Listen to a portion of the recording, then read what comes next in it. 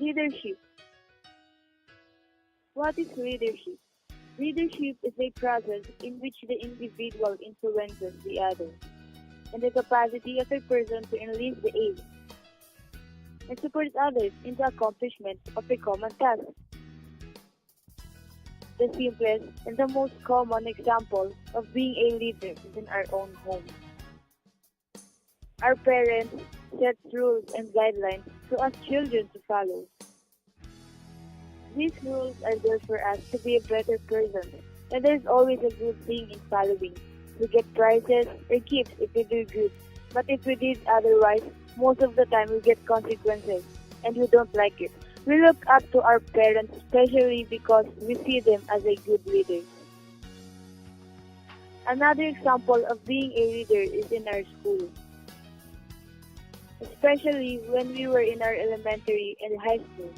We always vote for the class officers, from president down to museum experts. Each and every one has its role to play with to help the teacher in keeping the class peace and order. Being a leader in school, you must know how to manage the class, to be united most especially when you have the school competitions and your section is the representative. When I was in grade school, I was the vice president of the class.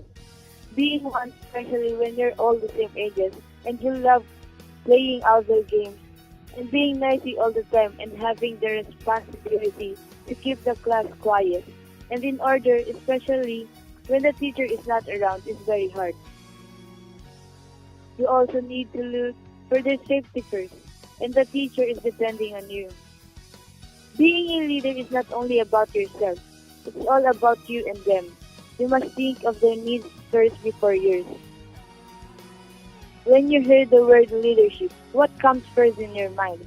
As I heard about it, the first thing that comes into my mind is that leadership, we must know how to lead others, but in reality, leadership is leading. By example, you don't only give direction to others, but you also live by what you lead.